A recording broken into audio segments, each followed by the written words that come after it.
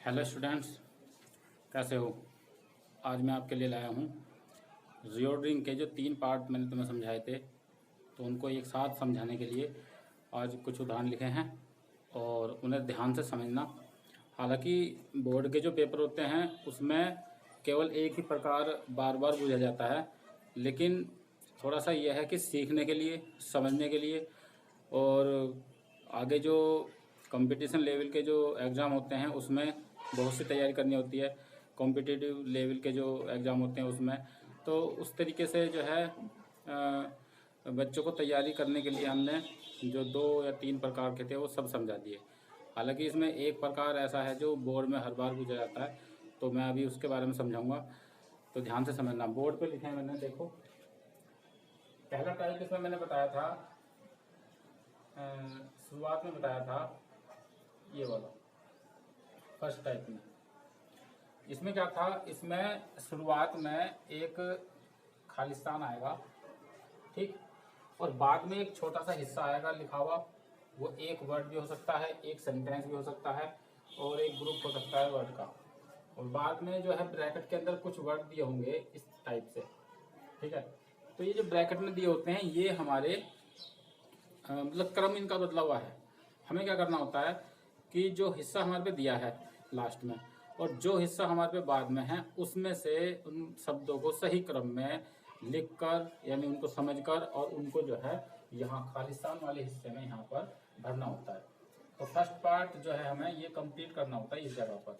अब ये जैसे ये 3 वर्ड दे रखे हैं यहाँ पर, ठीक है, तो हमें सबसे पहले समझना है कि सेंटेंस कौन से उसमें है, किस टाइप का है, कैसा सेंटेंस है, तो हम उसी हिसाब से बनाएंगे उसको।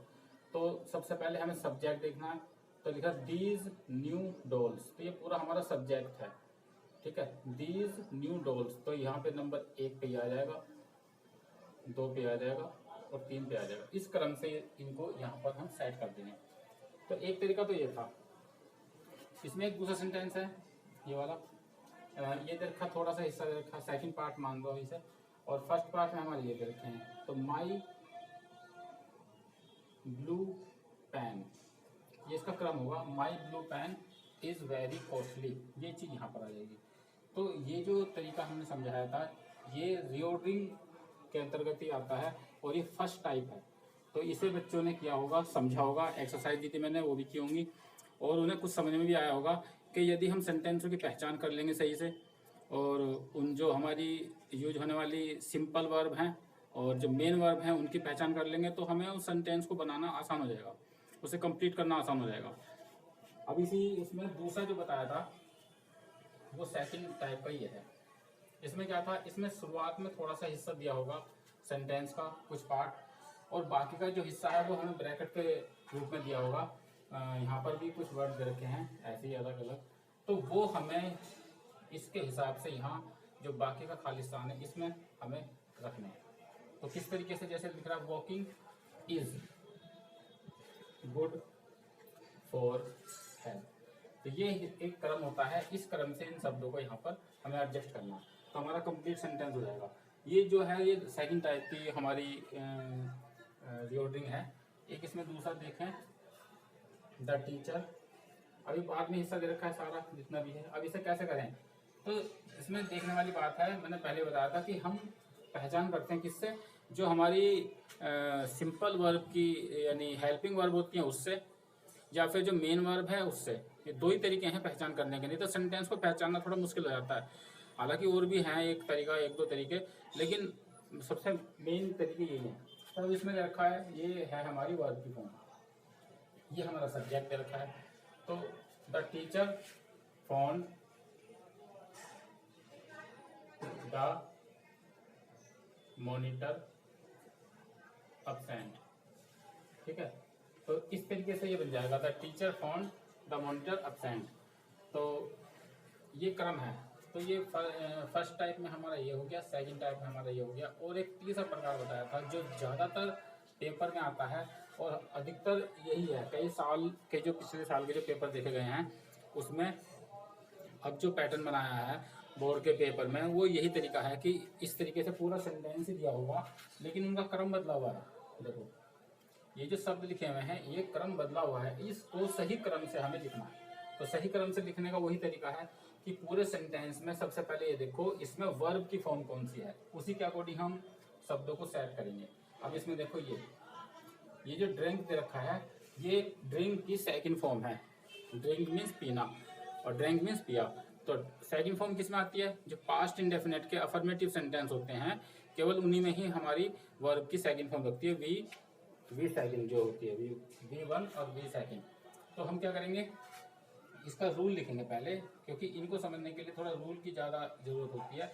तो सबसे पहले क्या करेंगे हम, सब्जेक्ट प्लस वर्ब की सेकंड फॉर्म, ठीक, वी सेकंड जो है, और उसके बाद है हमारा ऑब्जेक्ट और फिर OW। तो इस तरीके से हम इसको बनाएंगे। अब इसके अकॉर्डिंग हम जो है इस शब्दों को रखेंगे। तो सबसे पहले क्या है, हमारा सब्जेक्ट ढूंढना है द कैट, द कैट, ठीक है, हमारा सब्जेक्ट आ गया द कैट। अब हमें क्या है, वर्ब की सेकंड फॉर्म लगानी है, वो हमारे पास है द कैट ड्रंक। तो फर्स्ट नंबर पे तो हमारा ये आ गया, सेकंड पे आ गया। अब क्या, all the milk, all the milk.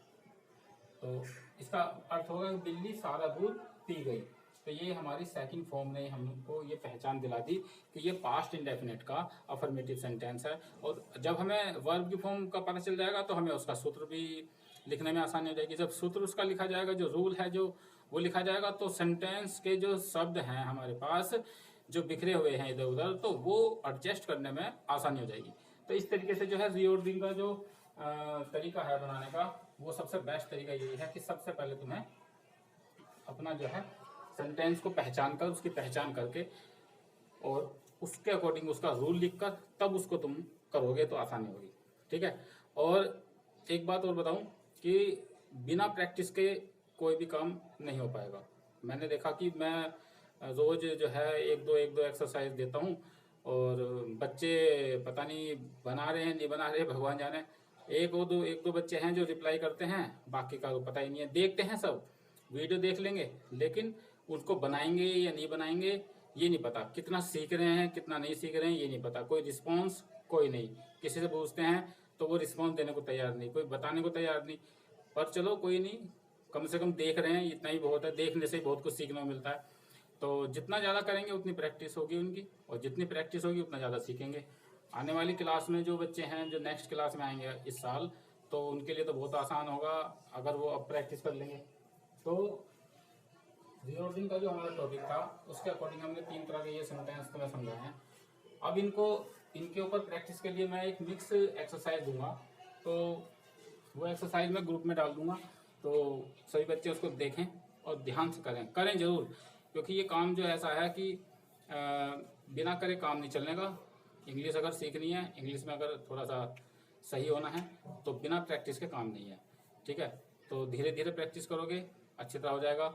अब तो इतना पढ़ाई का ज़्यादा प्रेशर भी नहीं है, सभी बच्चे घर पर हैं और छुट्टियां हैं, तो आराम से वो कर सकते हैं। 1 या 2 एक्सरसाइज करने को तो ज़्यादा समय लगता नहीं है। तो प्रैक्टिस बहुत ज़रूरी है, ठीक है। मैं भी तुम्हारे लिए कोशिश कर रहा हूँ कि अगर बच्चे सीख जाएँ तो सभी बच्चों को समझ में आ गया होगा। ये हमारा फर्स्ट टाइप, ये हमारा सेकंड और ये थर्ड। तो ये जो थर्ड है ये ज़्यादा इम्पोर्टेंट है, क्योंकि इसी के अकॉर्डिंग हमारे पेपर में पूछे गए हैं सवाल। और जो हाई स्कूल का ग्रामर का जो सेकंड पार्ट है पेपर में, उसमें जो पहला क्वेश्चन है वो सबसे पहला क्वेश्चन यही है रीऑर्डरिंग का। वो फ्रेम करेक्ट द सेंटेंस आता है उसके हिसाब से कि इसको करेक्ट करो। नाम इसके अलग अलग हो सकते हैं, लेकिन तरीका उसका यही है बनाने का, ठीक है। तो इस वीडियो में मैंने आपको बताया, तो उम्मीद है समझ में आ गया होगा, ठीक। तो मैं अभी 1 या 2 एक्सरसाइज लिखकर और ग्रुप में डाल दूंगा, तो सभी बच्चे जो है उसे ध्यान से करें। Okay, bye.